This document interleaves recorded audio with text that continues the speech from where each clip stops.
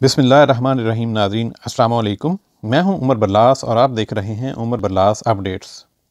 नाज़रीन, हमने मुंतखब अहादीस के वाक़यात का एक सिलसिला शुरू किया है।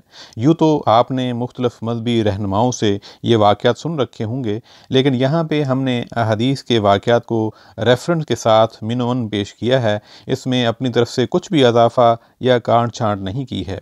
हर वाक़या में हमारे लिए सीखने और अमल करने के लिए बहुत कुछ है। उम्मीद है आपको ये हमारा नया सिलसिला पसंद आएगा। नाज़रीन, आज का हदीस का खूबसूरत वाक़या कुछ इस तरह है।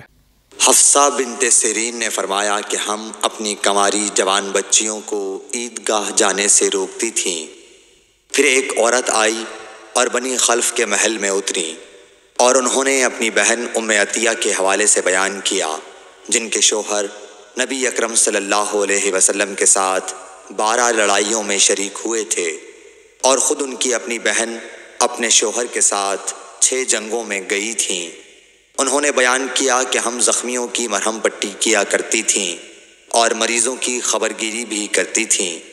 मेरी बहन ने एक मर्तबा नबी अकरम सल्लल्लाहु अलैहि वसल्लम से पूछा कि अगर हम में से किसी के पास चादर न हो तो क्या उसके लिए इसमें कोई हर्ज है कि वो नमाज ईद के लिए बाहर न निकले। आपने फरमाया, उसकी साथी औरत को चाहिए कि अपनी चादर का कुछ हिस्सा इसे भी ओढ़ा दे, फिर वो खैर के मौक़े पर और मुसलमानों की दुआओं में शरीक हों, यानी ईदगाह जाएं। फिर जब उम्मे अतिया आईं तो मैंने उनसे भी यही सवाल किया। उन्होंने फरमाया, मेरा बाप आप पर फ़िदा हो। हाँ, आपने ये फरमाया था।